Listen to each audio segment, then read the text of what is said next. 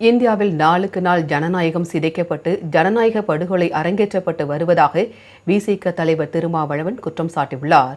சென்னை விமான நிலையத்தில் செய்தியாளர்களிடம் பேசிய அவர், இந்திய நாடாளுமன்ற வரலாற்றிலேயே முதல் முறையாக குடியரசுத் தலைவரின் உரைக்கு நன்றி தெரிவிக்கும் தீர்மானத்திற்கு பிரதமர் பதில் உரை ஆற்றாமல் நிறைவேற்றப்பட்டுள்ளதாக கூறினார்.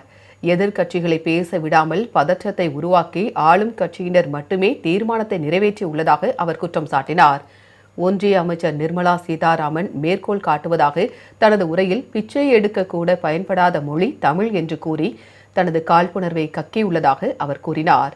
இந்தியாவில் நாளுக்கு நாள் ஜனநாயகம் சிதைக்கப்பட்டு ஜனநாயக படுகொலை அரங்கேற்றப்பட்டு வருவதாக திருமாவளவன் தெரிவித்தார். குடியரசுத் தலைவருக்கு நன்றி தெரிவிக்கும் தீர்மானத்தின் போது பிரதமர் பதிலுரை ஆற்றாமல் அந்த தீர்மானம் நிறைவேற்றப்பட்டிருப்பது இதுதான் முதல் முறை.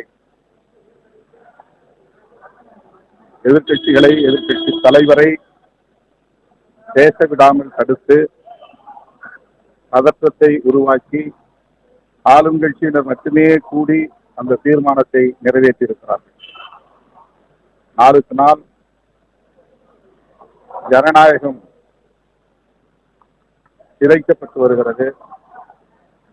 ஜனநாயக படுகொலை அரங்கேற்றப்பட்டு வருகிறது.